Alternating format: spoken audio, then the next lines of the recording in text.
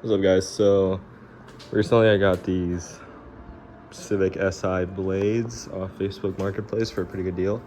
I've never had the OEM blades because the last owner who had the car took them off and put on aftermarket wheels. So if I knew that the blades existed actually, then I would have kept them. But yeah, got a pretty good deal on them. Obviously the fitment, being that they're OEM wheels, isn't amazing. There's a little bit of a gap. So in order to combat that gap and get a little bit better fitment, I got some spacers. They're 20mm spacers by Titan. I have a buddy that runs them too on his Kia Forte GT, and you know, he kind of batches on them, so I'm pretty sure these will do the job. It was going to be either these or the Garage Line, but I looked at the materials used and they seem to be about the same.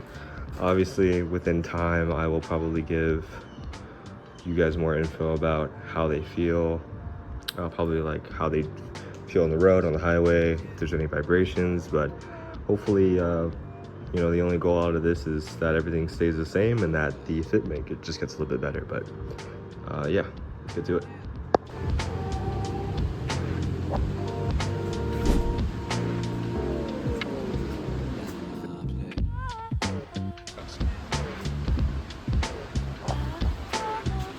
Ow. This thing is...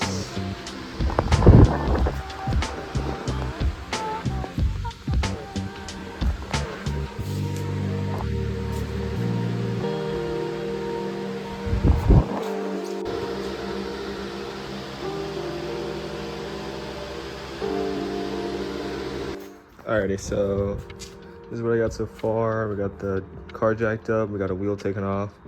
Next step you want to do is you want to try and get like a wire brush or, you know, some type of sandpaper, and try and, if your hub is rusty, to try and kind of buff it down to get most of the rust off, because you want to have the mating surface from your hub, the spacer, and your wheel to be pretty clean.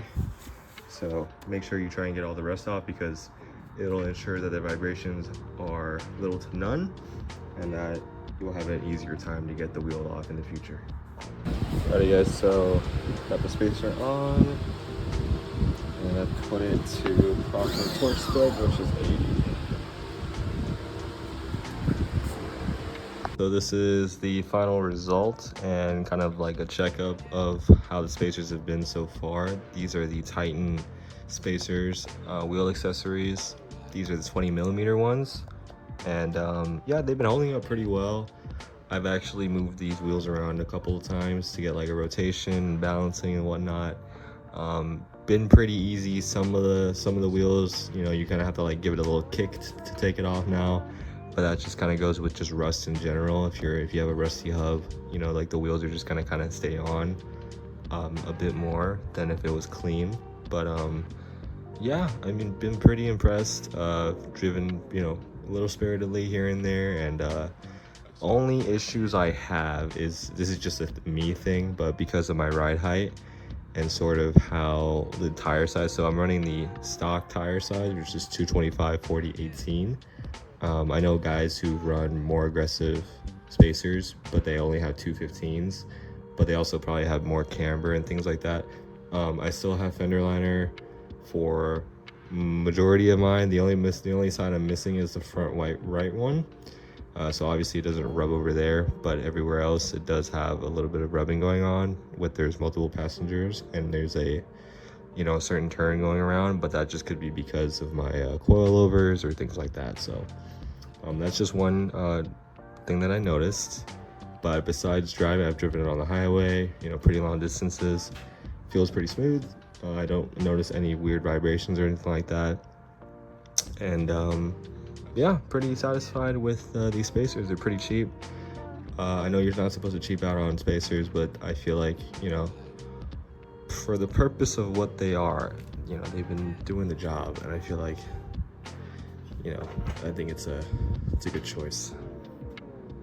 But yeah, so this was just a really short video, kind of just the difference between, you know, spacers and not spacers. Obviously the fitment's still not perfect, but I think Definitely way better than the stock fitment.